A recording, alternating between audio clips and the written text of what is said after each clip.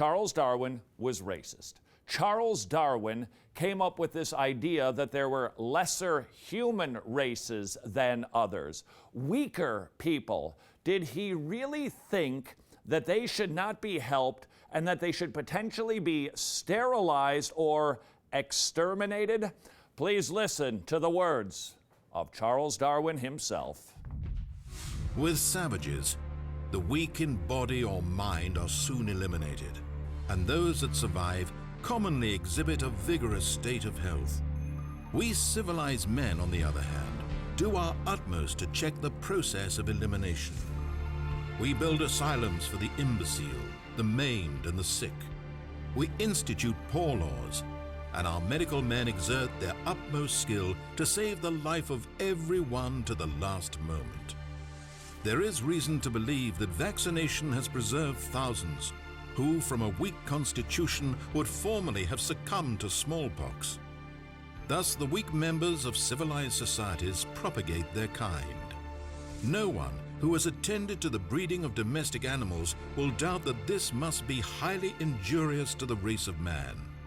It is surprising how soon a want of care, or care wrongly directed, leads to the degeneration of a domestic race.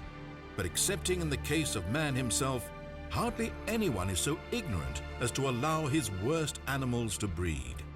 Charles Darwin, Descent of Man. That's the passage Darwinists would rather have you not read, that they pretend doesn't exist in trying to cover up Darwin's own views about how his theory applies to society.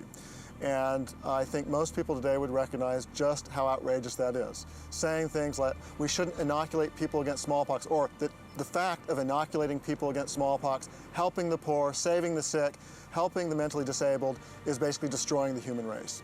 Now, Darwinists will also say, once people have read that passage, they say, oh, well, Darwin goes on to say that sympathy won't allow us to do what reason tells us. Why not? In Darwin's own view, sympathy was programmed into us because it promoted survival. In his own view, once something no longer promotes survival, it's no longer moral. So what sort of objection is that? I think Darwin was better than his principles. Darwin himself was sort of squeamish about applying his principles to their logical conclusion, but he laid out the problem. And in fact, that passage you just read was the proof text, and it was cited again and again by eugenists in America and Europe.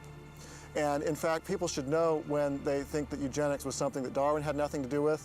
Of course, the very term was coined by his cousin Francis Galton. His own sons were then leaders in the eugenics movement. And of course, he wrote this passage, which inspired the eugenics movement and tied in, really, again, a Darwinian justification. In Darwin's view, by helping the poor, saving the sick, inoculating people against smallpox, we are counteracting natural selection, and so we're going to destroy the human race. And so you either have two choices. I mean, you just have two choices. One is go back to the law of the jungle and let people be killed off, or if you want to be the humane Darwinist, you'd reinstitute something like natural selection artificially, and that's eugenics. Don't you just hate it when a worldview collides with itself? Consider becoming a Wretched or Wretcheder Club sponsor. Every day on Wretched Radio for 2 hours, we dive much deeper into the topics you hear here on Wretched.tv. Reason number 2, however, it helps us pay the bills. We sell stuff, and by Wretched sponsorships, we end up paying the electricity bill. So please, would you consider becoming a Wretched or Wretcheder Club sponsor? Find out more at Wretched.tv. Run! Whoa, whoa, whoa, whoa, whoa, whoa!